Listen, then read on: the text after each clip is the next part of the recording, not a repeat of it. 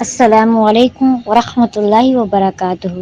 شروع اللہ کے نام سے جو بڑا مہربان نہایت رحم کرنے والے ہیں۔ ناظرین، آج کی ویڈیو کا موضوع ہے مسلمان قربانی کیوں کرتے ہیں؟ اسلام میں قربانی کا حکم کب آیا؟ قربانی کن لوگوں پر واجب ہے؟ ان تمام معلومات کو جاننے کے لیے ہمارے ساتھ جڑے رہیں اور ویڈیو کو پورا دیکھیں تاکہ آپ کو مکمل جانکاری حاصل ہو سکے۔ تو چلیے دوستو، وقت کو ضائع کیے بغیر آگے بڑھتے ہیں اور سب سے پہلے جانتے ہیں اسلام میں قربانی کا حکم کب آیا۔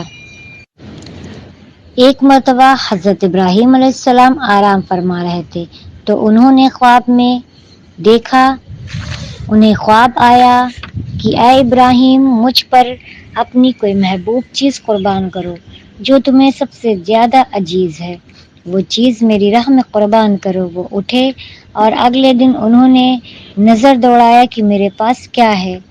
پھر انہوں نے اگلے دن 100 اونٹوں کی قربانی دی۔ دوسرے دن پھر انہیں وہی خواب آیا۔ اللہ تعالیٰ نے فرمایا کہ اے ابراہیم، مجھ پر کوئی اپنی سب سے عزیز چیز قربان کرو۔ پھر ابراہیم علیہ السلام دوسرے دن 200 اونٹوں کی قربانی دی۔ تیسرے دن جب حضرت ابراہیم علیہ السلام لیٹے تو پھر وہی خواب آیا کہ اے ابراہیم، مجھ پر اپنی سب سے پیاری اور سب سے عزیز چیز قربان کرو۔ اگلے دن جب وہ صبح اٹھے تو انہوں نے اپنے آپ سے کہا کہ میرے پاس سب سے عزیز تو میرا بیٹا اسماعیل ہے جسے میں سب سے زیادہ چاہتا ہوں۔ تو کیا اللہ تبارک و تعالیٰ یہ دیکھنا چاہتا ہے کہ میں اپنے رب سے زیادہ کہیں اپنے بیٹے سے محبت تو نہیں کرتا؟ پھر آپ نے فیصلہ کیا کہ میں اپنے بیٹے کو اللہ کی راہ میں قربان کروں گا۔ پھر حضرت ابراہیم علیہ السلام اپنی جوزہ حضرت حاجرہ رضی اللہ تعالی عنہ سے کہا، میں آج اپنے دوست کی دعوت میں جاؤں گا، تم اسماعیل کو خوب پیار کر کے اسے نہلا دھلا دو اور نئے کپڑے پہنا دو۔ وہ بہت خوش تھیں۔ پھر حضرت ابراہیم علیہ السلام نے اپنے بیٹے کو لے کر فلسطین سے ہو کر مکہ کی طرف روانہ ہوئے۔ تبھی پیچھے سے شیطان آیا اور حضرت حاجرہ رضی اللہ تعالی عنہ سے کہنے لگا، کیا تمہیں پتہ ہے تمہارے شوہر تمہارے بیٹے کو کہاں لیے جا رہے ہیں؟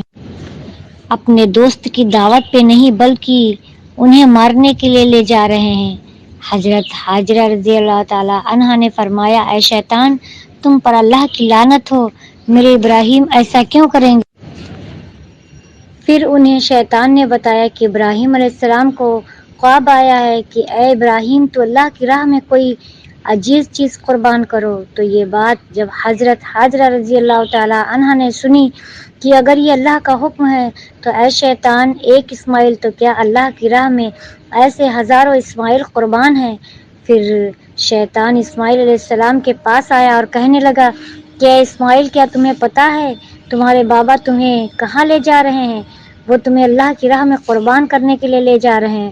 تو اسماعیل علیہ السلام نے جواب دیا کہ اگر میرے بابا مجھے اللہ کی راہ میں قربان کرنے کے لیے لے جا رہے ہیں تو اس سے اچھی بات اور کیا ہو سکتی ہے۔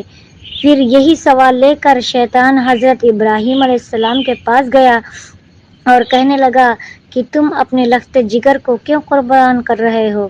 وہ تمہارا بیٹا ہے، تمہیں پتہ ہے تمہاری قربانی قبول ہوگی بھی یا نہیں؟ اسماعیل تمہارا بیٹا ہے، تم اسے قربان نہیں کر سکتے۔ پھر حضرت ابراہیم علیہ السلام نے پتھر اٹھا کر شیطان کو مارا اور اس پر لعنت کی۔ اسی لیے حج کے دوران شیطان کو پتھر مارا جاتا ہے۔ پھر ابراہیم علیہ السلام آگے بڑھنے لگتے ہیں اور اپنے بیٹے اسماعیل علیہ السلام سے کہتے ہیں کہ کیا آپ کو پتہ ہے ہم آپ کو اللہ کی راہ میں قربان کرنے کے لیے لے جا رہے ہیں؟ تو حضرت اسماعیل علیہ السلام نے کہا، اے بابا جان، میرے لیے اس سے بڑی خوشی اور کیا ہو سکتی ہے کہ اللہ کے نبی مجھے اللہ کی راہ میں قربان کرنے کے لیے لے جا رہے ہیں۔ حضرت اسماعیل علیہ السلام نے اپنے والد سے کہا کہ اے بابا جان، میری آپ سے التجا ہے کہ جب آپ مجھے